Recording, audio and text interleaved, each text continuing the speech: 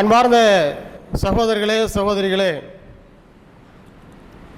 கடந்த வார ஜும்மாவில் உங்களுக்கு ஆரோக்கியத்தை பற்றி எடுத்து சொல்லப்பட்டது.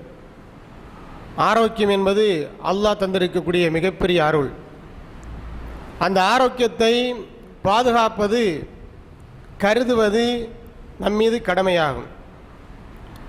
ஆரோக்கியத்தை பேண வேண்டும், பாதுகாக்க வேண்டும் என்று இஸ்லாம் வலியுறுத்துகிறது என்பது மாதிரியான தகவல்களை கடந்த வாரத்தில் நீங்கள் அறிந்திருக்கிறீர்கள். அந்த ஆரோக்கியத்தை பேண வேண்டும் என்று சொன்னால், ஆரோக்கியத்தோடு நாம் வாழ வேண்டும் என்று சொன்னால் அதற்கு சில வழிமுறைகள் இருக்கிறது. அந்த வழிமுறைகள் யாராலும் சொல்லப்படுகிறது, மருத்துவர்களாலும் ஆராய்ச்சியாளர்களாலும் நிறைய தகவல்கள் இது சம்பந்தமாக சொல்லப்படுகிறது. இப்பொழுதெல்லாம் ஊடக வளர்ச்சி அடைந்த காலத்தில் நாம் இருந்து கொண்டிருக்கிறோம். அதனால் எல்லோருக்கும் எல்லா விவரமும் தெரிந்திருக்கிறது. அந்த அடிப்படையில் இது சம்பந்தமான சில தகவல்களை நாம் அறிந்து வைத்திருந்தாலும் கூட அதில் கவனம் செலுத்தக்கூடியவர்கள், அதை நடைமுறைப்படுத்தக்கூடியவர்கள் குறைவாகத்தான் இருந்து கொண்டிருக்கிறார்கள். இந்த அடிப்படையிலே, அதாவது ஆரோக்கியத்தை பாதுகாக்க வேண்டும் என்ற அடிப்படையிலே ரமலானுக்கு முன்னதாக நாம் சில விஷயங்களை உங்களோடு பகிர்ந்து கொண்டிருக்கிறோம். ஆரோக்கியத்தை பேணுவதற்கு பல வழிகள் இருக்கிறது. அதில் ஒரு வழிதான் சீரான உணவு பழக்கம் என்பது. அந்த சீரான உணவு பழக்கத்தினுடைய மிக முக்கியமான ஒரு பகுதியை நாம் ஏற்கனவே தெரிந்திருக்கிறோம். அந்த முக்கியமான பகுதி என்னவென்று சொன்னால், எப்போதும் சாப்பிடக்கூடாது. நமக்கு எப்போது பசி எடுக்கிறதோ, சாப்பிட வேண்டும் என்று உணர்வு ஏற்படுகிறதோ அப்பொழுதுதான் நாம் உணவருந்த வேண்டும். இதைத்தான் மூதறிஞர்கள், பெரியவர்கள் பசித்து புசி என்று சொல்லியிருக்கிறார்கள். என்று பசி எடுத்தால் மட்டும்தான் சாப்பிட வேண்டும் என்ற சீரான உணவு பழக்கத்தினுடைய ஒரு அடிப்படையான உண்மையை நாம் கடந்த வாரங்களில் தெரிந்திருக்கிறோம்.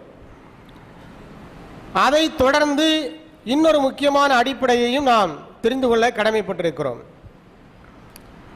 எப்படி உண்பது என்பது, எப்போது உண்பது என்பது சீரான உணவு பழக்கத்தினுடைய முதல் அடிப்படையான விஷயம். இன்னொரு சீரான உணவு பழக்கத்தினுடைய அடிப்படையான விஷயம் என்னவென்று சொன்னால், எப்படி உண்பது, அதை பற்றிய விழிப்புணர்வு நம்மிடத்தில் குறைவாகத்தான் இருந்து கொண்டிருக்கிறது. ஏனென்றால் அன்றாடம் நாம் சாப்பிட்டு கொண்டே இருக்கிறோம். நம்முடைய தேக ஆரோக்கியத்திற்காக, உற்சாகத்திற்காக முதுகு நிமிர்ந்து வேலைகள் செய்ய வேண்டும், குனிந்து நிமிர்ந்து பணிகள் செய்ய வேண்டும் என்பதற்காக நாம் அன்றாடம் பலவிதமான உணவுகளை சாப்பிட்டு கொண்டே இருக்கிறோம். இவ்வாறு அன்றாடம் பலவிதமான உணவுகளை சாப்பிடக்கூடிய நாம் அந்த உணவு பழக்கத்தில் எச்சரிக்கையோடும் கவனத்தோடும் விழிப்புணர்வோடும் இருப்பது கடமையாகும். ஏனென்றால் சாப்பிடுவது எதற்காக என்று சொன்னால் ஆரோக்கியத்திற்காக. அந்த சாப்பாடு நமக்கு விஷமாக மாறிவிடக்கூடாது. சில நேரத்தில் சாப்பிடக்கூடிய உணவே விஷமாக மாறிவிடுகிறது. சில நேரத்தில் நாம் உண்ணக்கூடிய உணவு முறை இருக்கிறதே, அது கூட நாம் சாப்பிடக்கூடிய உணவு விஷமாக மாறுவதற்கு காரணமாக இருந்து விடுகிறது. எனவே எப்படி சாப்பிட வேண்டும் என்பதையும் நாம் கற்றுக்கொள்ள வேண்டியிருக்கிறது. அதை குறித்தும் நமக்கு விழிப்புணர்வு தேவை. இஸ்லாமை பொறுத்தவரையில் இஸ்லாம் தெளிவாக சொல்கிறது, வலா தக்துலு அன்ஃபுஸக்கும், உங்களை நீங்களே மாய்த்துக் கொள்ளாதீர்கள். எது எதெல்லாம் நம்முடைய உடல் ஆரோக்கியத்திற்கு, நம்முடைய உயிருக்கு உலை வைக்கக்கூடியதாக, கேடு ஏற்படுத்தக்கூடியதாக இருக்கிறதோ அதையெல்லாம் கண்டறிந்து அதிலிருந்து நம்மை காத்துக்கொள்வது நம்மீது கடமை. நம்மீது கடமை என்று குர்ஆன் கட்டளையிடுகிறது. வலா தக்துலு அன்ஃபுஸக்கும், இதை செய்தால், இதை சாப்பிட்டால், இப்படி செய்தால், இப்படி நம்முடைய வாழ்க்கை முறை அமைத்து கொண்டால் அது நம்முடைய ஆரோக்கியத்திற்கு நல்லதல்ல, நம்முடைய உயிருக்கு நல்லதல்ல என்று நாம் தெரிந்து கொள்வோமேயானால் அதிலிருந்து நாம் முற்றிலுமாக தவிர்ந்து கொள்ள வேண்டும். அதைத்தான் குர்ஆன் நமக்கு அழுத்தமாக போதிக்கிறது. வலா தக்துலு அன்ஃபுஸக்கும், உங்களை நீங்கள் மாய்த்து கொள்ளாதீர்கள். மற்றொரு வசனத்தில் அல்லாஹ் சொல்கிறான், வலா துல்கு பி ஐதீக்கும் இல தஹ்லுகத்தி, உங்களை நீங்கள் அழிவின் பக்கம் கொண்டு செல்லாதீர்கள். இதை செய்வது நமக்கு நல்லதல்ல, நம்முடைய ஆரோக்கியத்திற்கு நல்லதல்ல, நம்முடைய உடம்புக்கு நல்லதல்ல.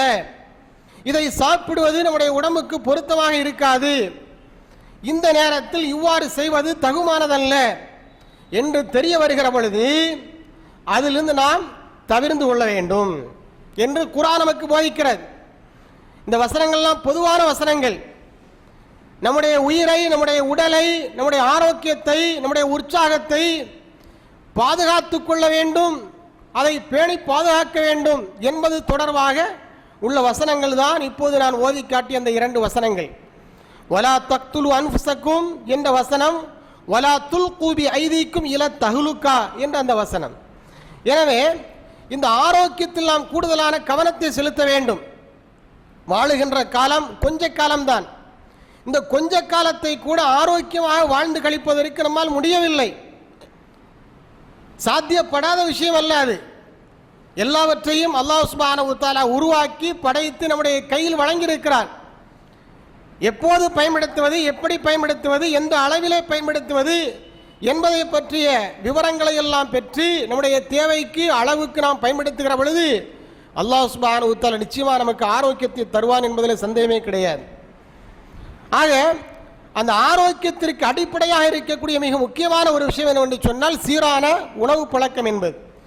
அதில் 2வது முக்கியமான விஷயம் எப்படி உண்பது, எவ்வாறு உண்பது என்பது. நாம் உண்ணும்போது பெரும்பாலானவர்களும் செய்யக்கூடிய ஒரு மிகப்பெரிய தவறு என்னவென்று சொன்னால் அவசரப்பட்டு சாப்பிடுகிறோம். உண்பதாக இருந்தாலும் சரி, பருகுவதாக இருந்தாலும் சரி, அவசர கதியிலே தான் அந்த வேலையை நாம் முடிக்கிறோம். அதுவும் குறிப்பாக இந்த காலத்தில் இந்த விஷயம் ரொம்ப ரொம்ப சாதாரணமாக நடந்து கொண்டிருக்கிறது, அன்றாடம் நடந்து கொண்டிருக்கிறது. இன்றைக்கு அதனுடைய பிள்ளைகள், பள்ளிக்கூடத்திற்கு செல்லக்கூடிய நம்முடைய பிள்ளைகள், மழலை செல்வங்கள் நிதானமாக சாப்பிட்டு விட்டு செல்வதற்கு வாய்ப்பு இருக்கிறதா? இல்லை. அவசரப்பட்டு சாப்பிடுகிறார்கள். நாமும் அவர்களை அவசரப்படுத்துகிறோம். அவர்களை அவசரப்படுத்தி நிர்பந்தப்படுத்தி அள்ளி அள்ளி வாய்க்குள் அடைக்கிறோம், திணிக்கிறோம். அந்த பிஞ்சு வாய்க்குள்ள என்ன செய்றாங்க நம்முடைய தாய்மார்கள்? உணவை அள்ளி அள்ளி திணிப்பதை பார்க்க முடிகிறது. எதற்காக? ஆட்டோ வந்துடும், வேன் வந்துடும், ஸ்கூலுக்கு டைம் ஆயிடுச்சு, இந்த மாதிரிப்பட்ட காரணங்களை எல்லாம் சொல்லி அவசர கதியிலேயே நம்முடைய வாழ்க்கை ஓடிக்கொண்டிருக்கிறது. நாம் சாப்பிடுவது உட்பட சாப்பிடுறது கூட இப்படிதான் நடந்து கொண்டிருக்கிறது. அன்றாடம் அவசரப்பட்டு தான் நடந்து கொண்டிருக்கிறது. அது காலை உணவாக இருந்தாலும் சரி, அல்லது மதிய உணவாக இருந்தாலும் சரி. மதிய உணவையும் சீக்கிரத்திலே அவசரப்பட்டு நாம் முடித்து விடுகிறோம். அலுவலகத்திற்கு சென்றாக வேண்டும், பள்ளிக்கூடத்திற்கு செல்ல வேண்டும், குறிப்பிட்ட நேரம் தான் கொடுத்திருப்பார்கள். 1/4 மணி நேரம் அல்லது 20 நிமிடம் அல்லது ஒரு அரை மணி நேரம் கொடுத்திருப்பார்கள். அந்த நேரத்திற்கு உள்ளதாக சாப்பிட்டு விட்டு மீண்டும் பள்ளிக்கூடத்திற்கு செல்ல வேண்டும் என்ற அவசரத்திலே நாமும் சாப்பிடுகிறோம், நம்முடைய பிள்ளைகளையும் சாப்பிட வைக்கிறோம். ஆனால் இங்கிருந்துதான் நம்முடைய உடல் ஆரோக்கியத்திற்கு கேடு ஆரம்பிக்கிறது என்பதை நாம் புரிந்து கொள்ள தவறிவிடுகிறோம். இவ்வாறு அவசரப்பட்டு சாப்பிடுவதனால் அந்த சாப்பிடக்கூடிய உணவின் மூலமாக நமக்கு எந்த நன்மையும் கிடைத்துவிடப் போவதில்லை, உடலுக்கு எந்த நன்மையும் கிடைத்துவிடப் போவதில்லை. இன்னும் சொல்ல போனால் வயிறு நிறைந்ததை போல தெரியும், ஆனால் அது மறைமுகமாக கொஞ்சம் கொஞ்சமாக நம்முடைய உடலுக்குள்ளே பாதிப்புகளைத்தான் ஏற்படுத்தி கொண்டிருக்கும்.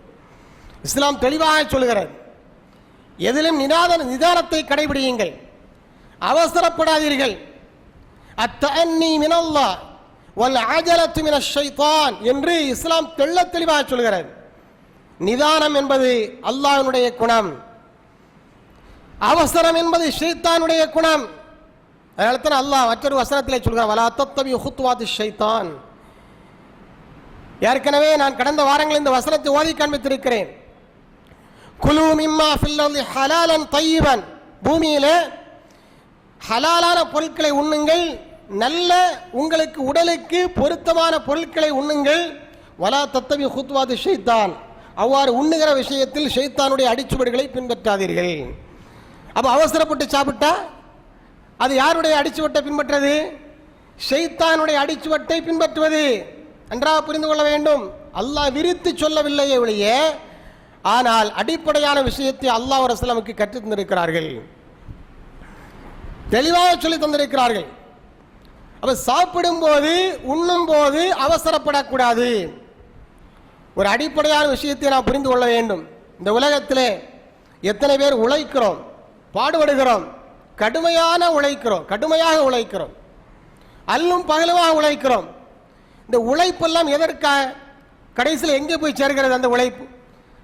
இந்த உழைப்பது எதற்காக? உழைப்பினுடைய பலன் எங்கே போய் சேர்கிறது? இந்த வயிற்றுல தான் போய் சேருது. இந்த அரைச்சான் வயிற்றுக்காக நம்ம என்ன செய்யறோம்? உழைச்சிட்டு இருக்கிறோம், பாடுபடுறோம், கஷ்டப்படுறோம். இந்த சின்னஞ்சிறிய பையை நிரப்ப வேண்டும் என்பதுதான் நம்முடைய அடிப்படையான தேவை. அதற்காகத்தான் நாம் பாடுபட்டு கொண்டிருக்கிறோம். அப்போ உழைக்கின்ற நேரம் அதிகமாக இருக்கிறது. அதற்கு அதிகமான நேரத்தை செலவிடுகிறோம், பாடுபடுகிறோம், ஹார்ட் ஒர்க் பண்றோம். எதற்காக வேண்டி உழைக்கிறோமோ அந்த வயிற்றுல உணவை நிரப்புகிற பொழுது அவசரப்படுகிறோம். அங்கதான் நாம் நிதானத்தை கடைபிடிக்க வேண்டும். அவசரப்படக்கூடாது. அவசரம் ஷைத்தானுடைய குணம் என்று நமக்கு அறிவுறுத்தப்பட்டிருக்கிறது. நிதானமாக உண்ண வேண்டும். உண்ணும் போது நிதானத்தை கடைபிடிக்க வேண்டும், அவசரப்படக்கூடாது என்பதற்காக இஸ்லாம் சில வழிமுறைகளை நமக்கு சொல்லிக் கொடுத்திருக்கிறது. பாருங்க, ரசூலுல்லாஹ் என்ன சொல்கிறார்கள்? சாப்பிடுகிற பொழுது நீங்கள் பிஸ்மில்லா சொல்ல வேண்டும். ஏன் சொன்னார்கள்? சாப்பிடுவதற்கு முன்னதா பிஸ்மில்லா சொல்ல வேண்டும் என்று ஏன் சொன்னார்கள்? சாப்பாட்டில் உன்னுடைய கவனம் குவிய வேண்டும். நான் சாப்பிட போறேன், சாப்பிட்டுக்கிட்டு இருக்கிறேன், இந்த சாப்பாடு எதற்காக என்று சொன்னால் என்னுடைய உடல் ஆரோக்கியத்திற்காக, என்னுடைய தேவைக்காக என்று நியத்து வைக்க வேண்டும். நியத்து வைத்து சாப்பிட வேண்டும். நாம் சாப்பிடுகிற பொழுது நம்முடைய ஒட்டுமொத்த எண்ணமும் எதில் தான் குவிந்திருக்க வேண்டும் என்று சொன்னால் சாப்பிடக்கூடிய உணவில் தான் குவிந்திருக்க வேண்டும். அதையும் இஸ்லாம் சொல்கிறது. எல்லாத்துக்கும் இஸ்லாம் வந்து அடிப்படையாக வச்சிருக்கிறது நியத்து. இன்னமல் அமாலு பின்னியாத், இன்னமல் அமாலு பின்னியாத். செயல்கள் அனைத்தும் எண்ணங்களை பொறுத்து அமைகிறது. சாப்பிடுகிற பொழுது நான் சாப்பிடுகிறேன் என்ற நியத்து இருக்க வேண்டும். பிஸ்மில்லான்னு சொன்னா என்ன அர்த்தம்? அல்லாஹ்வுடைய பெயரால் அப்படின்னு அர்த்தம். அப்படிதானே? இப்போ நம்ம வந்து ஒது செய்ய போறோம், அப்போ பிஸ்மில்லா சொல்றோம். அப்போ அங்கே என்ன அர்த்தம்? அல்லாஹ்வுடைய பெயரால் நான் ஒது செய்கிறேன் அப்படிதானே அர்த்தம். வாகனத்தில் ஏறி உட்கார்றோம், பிஸ்மில்லா அப்படின்னு சொல்றோம். அப்படின்னா அங்கே என்ன அர்த்தம்? அல்லாஹ்வுடைய பெயரால் நான் வாகனத்தில் ஏறி உட்கார்ந்திருக்கிறேன் அல்லது வாகனத்தை ஓட்ட போறேன், அப்படிதானா? அதே மாதிரி சாப்பிடுகிற பொழுது பிஸ்மில்லா என்று சொன்னால் அல்லாஹ்வுடைய பெயரால் நான் சாப்பிடுகிறேன் அப்படின்னு அர்த்தம். அந்த நியத் அங்கே குவிய வேண்டும். ஒரு வாகனத்தில் பிஸ்மில்லான்னு சொல்லி ஏறி உட்கார்ந்ததுக்கு பிறகு நம்முடைய சிந்தனை தடுமாறினா என்ன ஆகும்? வாகனத்தை ஓட்டிட்டு போயிட்டு இருக்கிறோம், ஒரு 2 வீலரோ ஒரு 4 வீலரோ ஓட்டிட்டு போயிட்டு இருக்கிறோம். அந்த சமயத்தில் நம்முடைய சிந்தனை தடுமாறினால் என்னவாகும்? விபத்து ஏற்படும். அதே மாதிரி விபத்து தான் சாப்பிடுகிற பொழுதும் ஏற்படும். பிஸ்மில்லா என்று சொல்லி நான் சாப்பிட போகிறேன் என்ற நியத்து வைக்காமல் நாம் சாப்பிடுகிற பொழுது நம்முடைய எண்ணம் சாப்பிடுவதில் குவியாமல் பல்வேறு சிந்தனைகளை எல்லாம் மனதுக்குள்ளே தேக்கி வைத்துக் கொண்டு உணவை நாம் எடுத்துக்கொள்கிற பொழுது உணவனுடைய சாப்பாட்டினுடைய பலனை முழுமையாக நாம் அடைந்து விட முடியாது. அதற்கு தான் இஸ்லாம் சொல்லி கொடுத்திருக்கு. நிதானம் வேணும். அதில் உன்னுடைய எண்ணம் சாப்பிடுகிற பொழுது அதில் குவிய வேண்டும் என்பதற்காகத்தான் ரசூலுல்லாஹ் சொல்லி கொடுத்தார்கள். பிஸ்மில்லா சொல்லுங்க அப்படின்னு சொல்லி கொடுத்தாங்க. நிதானமாக சாப்பிட வேண்டும். இன்னொரு ஹதீஸ்ல ரசூலுல்லாஹ் தெளிவாக சொல்லியிருக்கிறாங்க பாருங்க. லா தஷ்ரபு வாஹிதன் வஷ்ரபு லா தஷ்ரபு வாஹிதன் கல் பஈரி வஷ்ரபு மஸ்னா வசுலாஸ் என்று சொன்னார்கள். தண்ணீர் அருந்துகிற பொழுது அதற்கென்று சில ஒழுங்குமுறைகளை இஸ்லாமுக்கு கற்றுக் கொடுத்திருக்கிறது. நீர் அருந்துகிற பொழுது அதில் மூச்சு விடக்கூடாது, நாம் குடிக்கக்கூடிய தண்ணீரிலே மூச்சு விடக்கூடாது, ஊதக்கூடாது என்றெல்லாம் நமக்கு சொல்லித்தரப்பட்டிருக்கிறது. அதே மாதிரி ரசூலுல்லாஹ் அந்த அருந்தக்கூடிய ஒழுங்குமுறைகள் ஒரு ஒழுங்குமுறையாக சொல்லித் தருகிறார்கள். ஒரே மூச்சில் தண்ணீரை குடிக்காதீர்கள் என்று சொன்னார்கள். இன்னைக்கு என்ன நடக்குது? கூல்ட்ரிங்க்ஸ் வெளி வாங்கி குடிக்கிறோம்ல, சர்ன்னு உறிஞ்சி எடுக்கிறது. ஒட்டகம் வந்து கிணத்துக்குள்ள தலையை விட்டு உறிஞ்சி எடுக்கிற மாதிரி, மூச்சு விடாமல் உறிஞ்சி எடுக்கிற மாதிரி ஒரு 7-அப்பையோ ஒரு பெப்சியை வாங்கி குடிக்கிற பொழுது எப்படி உரிகிறோம்? ஒரே மூச்சில் உறிஞ்சி எடுத்துடுறது, அவ்வளவு. மூச்சு விடுறதே கிடையாது. இப்படி நீர் அருந்துவதால் அது பாதிப்பு ஏற்படுமா ஏற்படாதா? ஏற்படும். ஏன்னு சொன்னால் நம்ம அவசரத்தில் நினைச்சுக்கிறோம், அருந்துகிறோம். ரசூலுல்லாஹ் தெளிவாக சொன்னார்கள். அவசரப்பட்டு நாம் சாப்பிடக்கூடாது, பருகக்கூடாது என்பதற்காகத்தான் இந்த ஒழுங்குமுறைகளை எல்லாம் ரசூலுல்லாஹ் கற்றுந்திருக்கிறார். என்ன சொன்னார்கள்? ஒட்டகம் நீர் அருந்துவதை போல ஒரே மூச்சில் நீங்கள் நீர் அருந்தாதீர்கள், 2 தடவையோ 3 தடவையோ விட்டு விட்டு நீங்க என்ன செய்யுங்க, நீர் அருந்துங்கள் என்று சொன்னார்கள். இது ரொம்ப தெள்ள தெளிவாக நமக்கு உணர்த்துகிறது. நாம் சாப்பிடுகிற பொழுது, நீர் அருந்துகிற பொழுது அவசரப்படக்கூடாது, அதிலே நிதானம் காட்ட வேண்டும் என்று. ஆனால் இன்னைக்கு நாம் எப்படி சாப்பிட்டு இருக்கிறோம்? நம்முடைய சாப்பாட்டு முறை எப்படி இருக்கு? டேபிளில் கொண்டு சாப்பாட்டை வச்சாச்சு, நம்ம சாப்பிடும்போது என்ன செஞ்சுக்கிட்டே சாப்பிட்றோம்? நம்முடைய நீயத்தெல்லாம் எங்கே இருக்கு? நம்முடைய கவனம் எல்லாம் எங்கே இருக்கு? கொஞ்சம் யோசிச்சு பாருங்க. இன்னைக்கு நாம சாப்பிடக்கூடிய சாப்பாட்டினுடைய முறை எப்படி இருந்து கொண்டிருக்கிறது? சாப்பிடுகிற பொழுது அந்த நீயத்து சாப்பாட்டில் இருக்குதா? கவனம் அதில் வருதா? இல்லை. ஏன்னு சொன்னா டேபிளில் சாப்பாடு இருக்கு, நம்ம கண்ணு வேற ஒரு இடத்துல இருக்கு. எங்க இருக்கு? எங்க இருக்கு? டிவிக்கு மேலே இருக்கு. அங்கே சீரியல் ஓடுது, சினிமா ஓடுது, நகைச்சுவை நிகழ்ச்சிகள் ஓடுகிறது, செய்திகள் ஓடுகிறது. அதில் தான் நம்முடைய முழு கவனம் பதிகிறது. அப்ப நாம செய்யறது ஒரு செயல், ஆனா நம்முடைய மனசுக்குள்ள ஓடிக்கிட்டு இருக்கிறது வேற ஒண்ணு. அப்ப செயலும் எண்ணம் முரண்படுதா இல்லையா? எண்ணமும் செயலும் முரண்பாடு ஏற்படுகிற பொழுதுதான் பிரச்சனை ஆரம்பிக்கிறது. மருத்துவர்கள் சொல்கிறார்கள், ஆராய்ச்சியாளர் சொல்கிறார்கள், அங்க முரண்பாடு வரக்கூடாது. செயலும் எண்ணத்திற்கு மத்தியில் முரண்பாடு வரக்கூடாது என்று இஸ்லாம் சொல்கிறது. இன்னமல் அமாலு பின்னியாத், செயல்கள் அனைத்தும் எண்ணங்களை பொறுத்து அமைகிறது. எதை செய்யறோமோ அதுல தான் நம்முடைய எண்ணம் முழுசானுச்சுன்னு குவிந்திருக்க வேண்டும். இப்ப நான் பேசிட்டு இருக்கிறேன் அப்படின்னு சொன்னா என்னுடைய கவனம் முழுசா எதுல தான் இருக்கணும்? பேசுறதெல்லாம் இருக்கணும். நீங்க இங்க உட்கார்ந்து கேட்டுட்டு இருக்கிறீங்க அப்படின்னு சொன்னா உங்க கவனம் முழுசு எதுல இருக்கணும்? எதுல இருக்கணும்? கேட்டுட்டு இருக்கிறதுல இருக்கணும். கேட்கணும், என்ன பேசுறாரு கேட்கணும். நல்லதோ கெட்டதோ, அறிவுக்கு ஒத்ததோ அறிவுக்கு ஒத்து வராததோ, மார்க்கத்துக்கு உடன்பட்டதோ மார்க்கத்துக்கு உடன்படாததோ அவர் மட்டும் அமல்படுத்துறது பொறுத்தானே இருக்குது. நாம கேட்கறதில்ல அமல்படுத்த வச்சுக்கிறோம், அப்படி ஒன்றும் இல்லையே. ஆனா கேட்கணும். பேசும்போது கேட்பது இங்கே இருக்கக்கூடியவர்களுடைய கடமை. அதற்கு மாற்றமான செயலை செய்யக்கூடாது, செய்யக்கூடாது. அப்ப நாம எதை செய்யறோமோ அதுல தான் நம்முடைய கவனம் முழுமையும் என்ன செய்யணும்? பதிந்திருக்க வேண்டும். சாப்பிட்றோம், இதுக்குத்தான் உழைக்கிறோம், இதுக்குத்தான் பாடுபடுறோம், அந்த லட்சியத்தை நாம நிறைவேற்றிட்டு இருக்கிறோம், உள்ள சாப்பாட்டை அனுப்பிக்கிட்டு இருக்கிறோம். அந்த சமயத்தில் நம்முடைய எண்ணம் எல்லாம் எங்க இருக்கு? வேற இடத்துல இருக்கிறது. டிவிக்கு மேல இருக்கு, அல்லது உட்கார்ந்து என்ன செய்யறது? இப்ப செல் வந்திருக்குல்ல, செல்ல உட்கார்ந்து நோண்டிக்கிட்டே இருக்கிறேன்.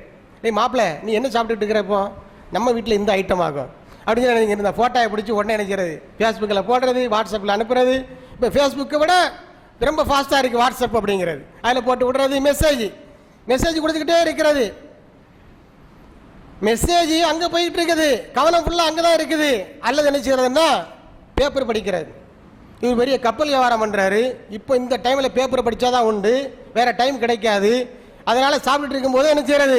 பேப்பர் படிக்கிறது, டிவி பார்க்கறது, செல்ஃபோனை நோண்டுறது, பேப்பரை படிக்கிறது, அல்லது யார்கிட்டயே உட்காந்து கதை அடிச்சுட்டு இருக்கிறது, பேசிட்டு இருக்கிறது. இது எதுவுமே செய்யக்கூடாது. இது எல்லாமே சீரான உணவு பழக்கத்திற்கு முற்றிலும் எதிரானது. இதன் மூலமாக என்ன நிகழ்கிறது என்று சொன்னால் எண்ணத்திற்கும் செயலுக்கும் மத்தியில் முரண்பாடு ஏற்படுகிறது. அதனால் செரிமான பிரச்சனை ஏற்படுகிறது. இது ஒரு நாளையில தெரியாது. இன்னைக்கு செஞ்சோம் நாளைக்கு ரிசல்ட் தெரிஞ்சிருமா? அப்படி தெரியாது. கொஞ்ச காலம் இப்படியே பழகி பழகி பழகி போனதுக்கு பிறகுதான் வயிற்றுல பிரச்சனை வரும், புளிச்ச ஏப்பமா வரும், குடல் புண்ணு வரும். இவனுக்கு காரணமே தெரியாது. ஆனா இதுதான் அடிப்படையான காரணம். எண்ணமும் செயலும் முரண்படுகிறது. முரண்படக்கூடாது.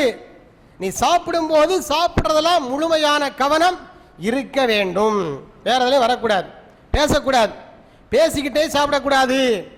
பேசிக்கிட்டே சாப்பிட்டாலும் அதன் மூலம் நம்முடைய கவனம் திசை திருப்பப்படுகிறது. சாப்பாட்டில் குவிறது கிடையாது. சாப்பிடு எதையோ ரசிச்சு செய்யறோம் இல்லைங்க. மணிக்கணக்கில் ஒரு படத்தை உட்காந்து பார்க்குறோமா இல்லையா? படம் பார்க்காத யாரும் இருக்கிறோமா? சீரியல் பார்க்காத யாரும் உண்டா? நகைச்சுவை நிகழ்ச்சி பார்க்காத யாரும் உண்டா? செய்தி சேனலில் திருப்பி வச்சுட்டு பார்க்காத யாரும் உண்டா? மணிக்கணக்கில் செலவு பண்ணுறோம். டிவிக்கு முன்னால் உட்காந்துட்டு அப்படியே கண்ணை விரிச்சுக்கிட்டு, கண்ணில் தூக்கமாக வரும், இருந்தாலும் தூங்குறது கிடையாது.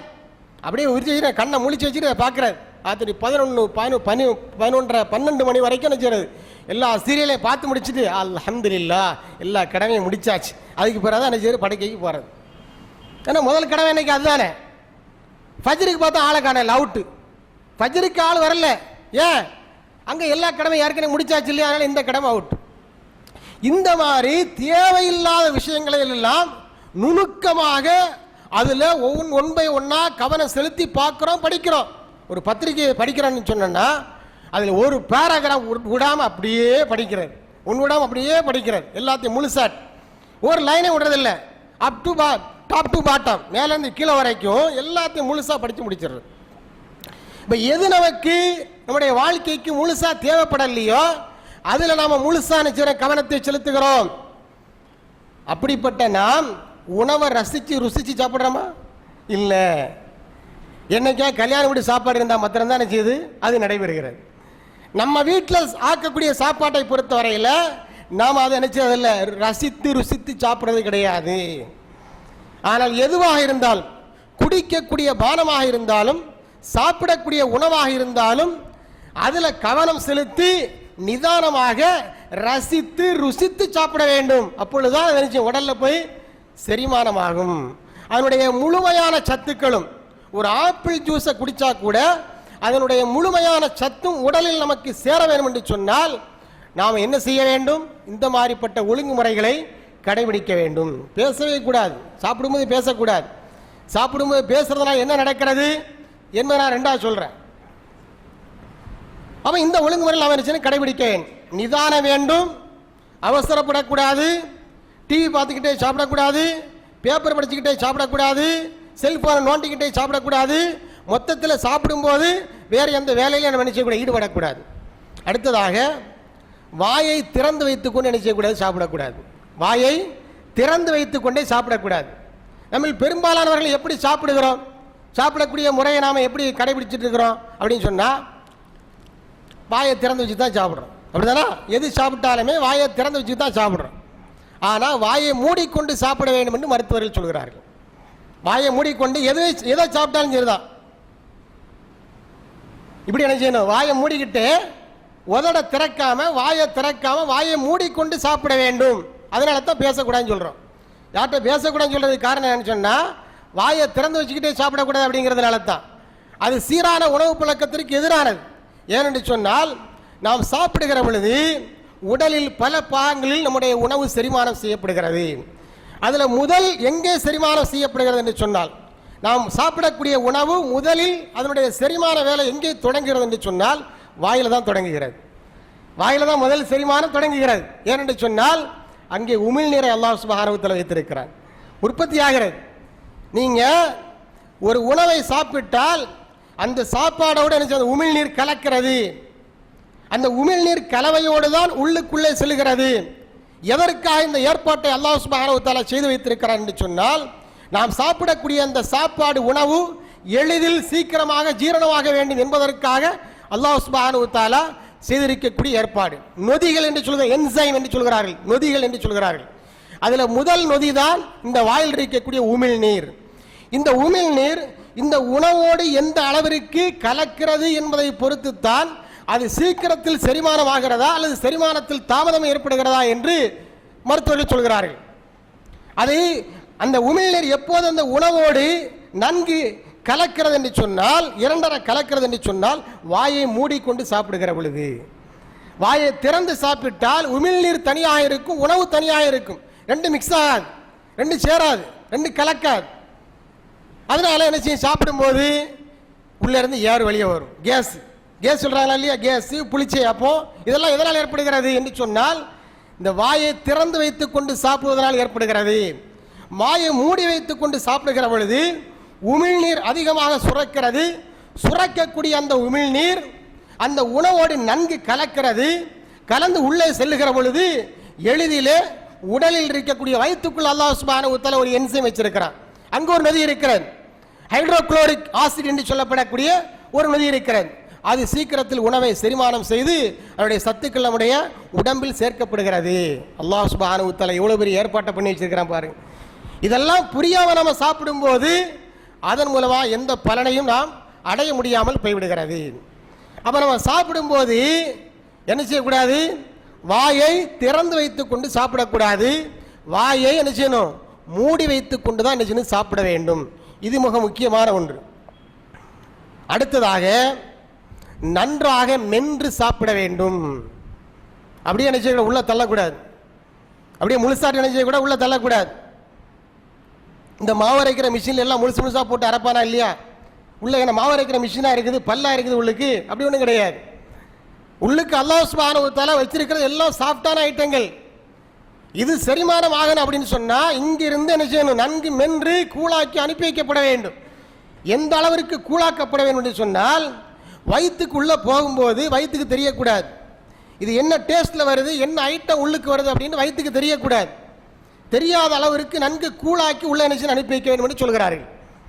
எல்லாம் மென்று சாப்பிட வேண்டும். அதான் சொல்லி வச்சிருக்கிறாங்க, நொறுங்க தின்னால் 100 வயசு என்று சொல்லி வைத்திருக்கிறார்கள்.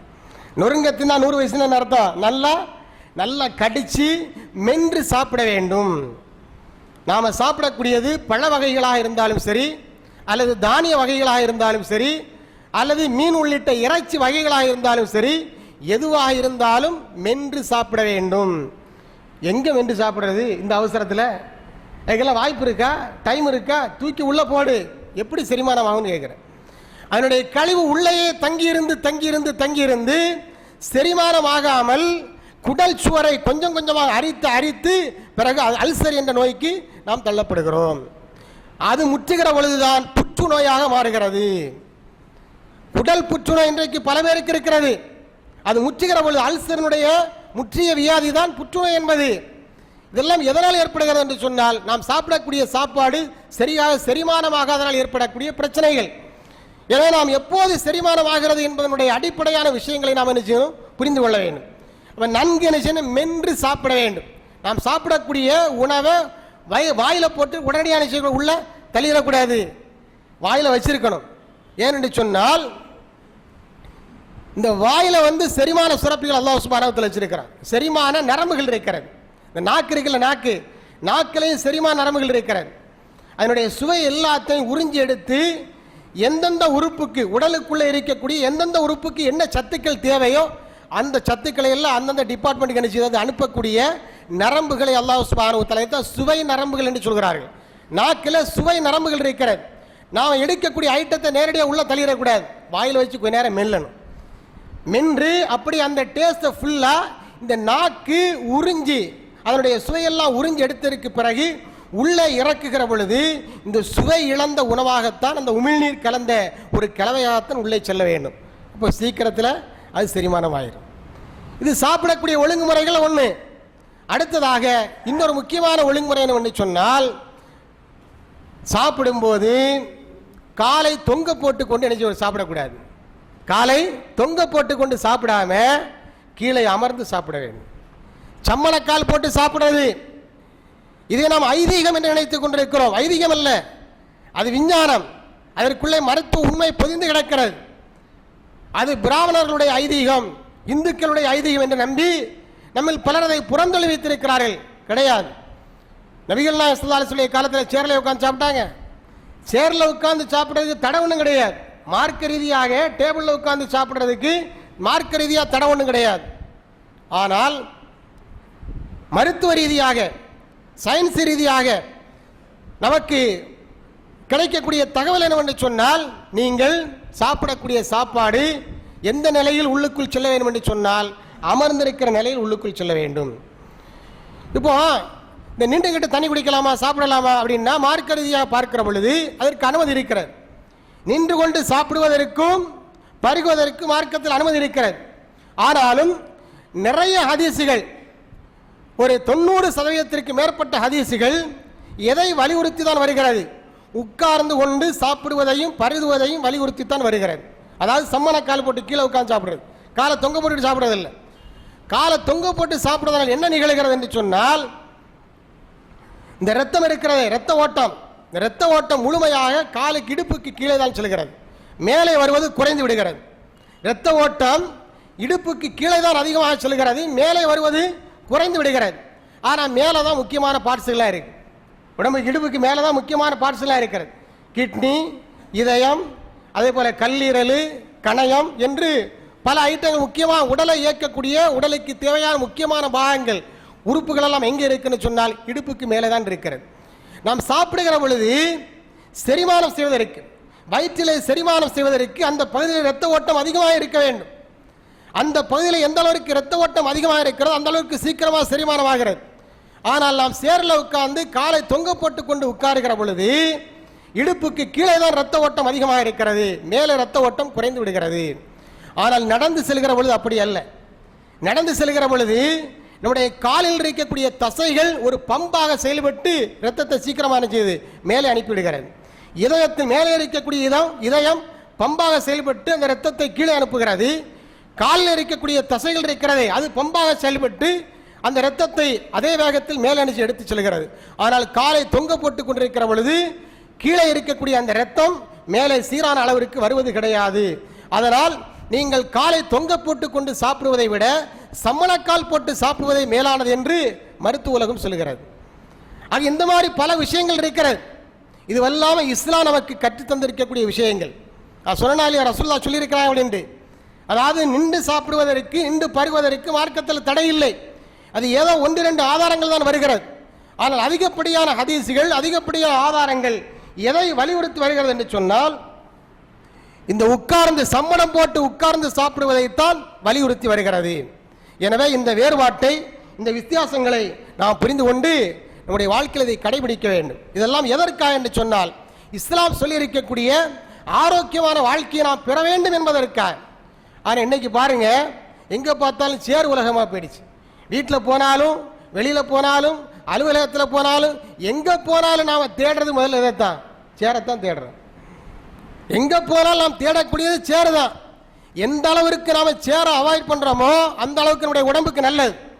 நான் பொதுவாக தான் சொல்கிறேன். எந்த அளவிற்கு நாம் சேர்களை இருக்கைகளை தவிர்க்கிறோமோ அந்த அளவிற்கு நம்முடைய உடம்புக்கு நல்லது. ஆனால் நோயாளிகள் இதிலிருந்து நினைச்சலாம் விதிவிலக்கு பெறலாம்.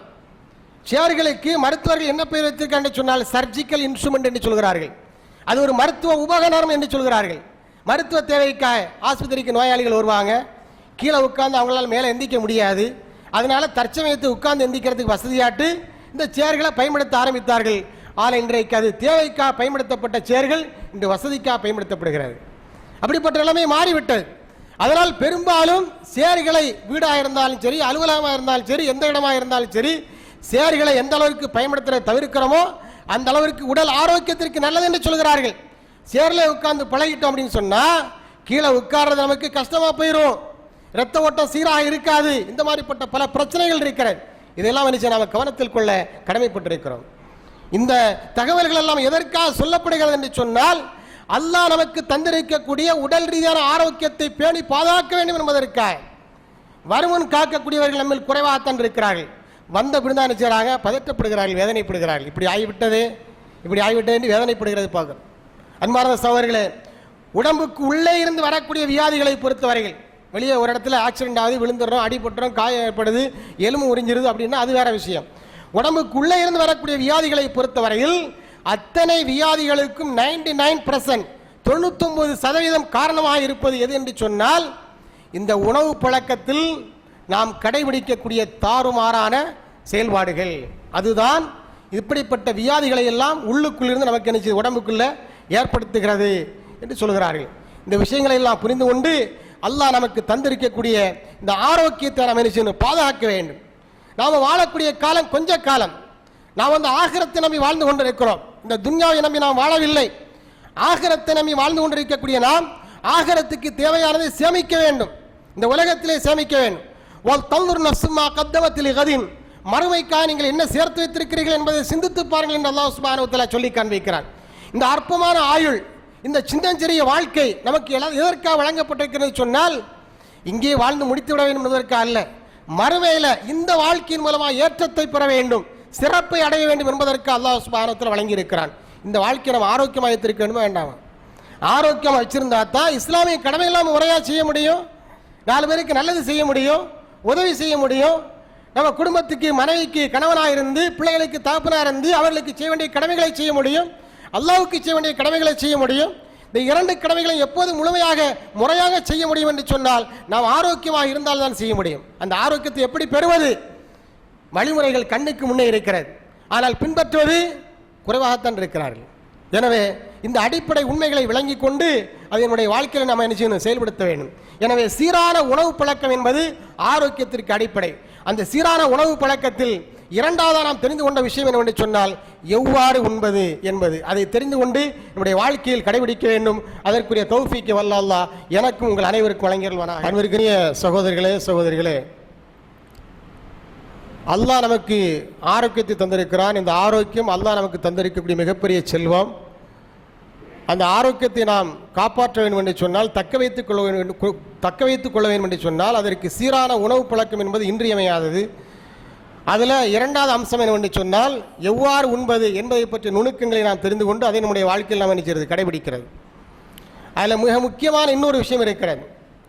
சாப்பிட்ட உடனே நினைச்சக்கூடாது, தண்ணி குடிக்கக்கூடாது. சாப்பிட்ட உடனே தண்ணீர் அருந்தக்கூடாது. நாம் என்ன செய்கிறோம் அப்படின்னு சொன்னால் சாப்பிட்ட உடனே என்ன செய்கிறது, இப்போ பாட்டில் தண்ணி இல்லை, எல்லாம் கல்யாண வீட்டிலேருந்து பல வருது, அங்கே பாட்டில் தண்ணி வச்சுருக்கிறாங்க, அது அவ்வளோத்தையும் என்ன செய்ய குடிச்சு தீர்த்துறது. வேஸ்ட்டு பண்ணக்கூடாது. வேஸ்ட்டு பண்ணக்கூடாதுங்கிறதுக்காண்டி நாம் என்ன செய்கிறோம், வயிற்று குப்பை தொட்டி ஆக்கிடுறோம். அப்படி தானே சில பேர் சொல்கிறாங்க, இதையும் வச்சுருக்கிறீங்க வேஸ்ட் ஆயிரும், அதையும் சாப்பிட்ருங்க. அப்படின்னா என்ன அர்த்தம், நீங்கள் சாப்பிடலைன்னா எங்கே போகும், குப்பை தொட்டிக்கு போகும், வயிற்றுக்கு போட்டு. அப்படின்னா என்ன அர்த்தம், குப்பை தொட்டிக்கு பாரமாக வயிறு பார்க்கப்படுகிறது அப்படின்னா அர்த்தம். அதுக்கு இப்போ சாப்பிட்ட உடனே நீர் அருந்தக்கூடாது. ஏன் அருந்தக்கூடாதுன்னு சொன்னால் ஏற்கனவே நான் சொல்லியிருக்கிறேன் முதல் குத்துபாவில், அதாவது உடம்புக்குள்ள இந்த வயிற்றில் அல்லாஹ் சுப்ஹானஹு வ தஆலா ஒரு திரவத்தை சுரக்க வைக்கின்றான்.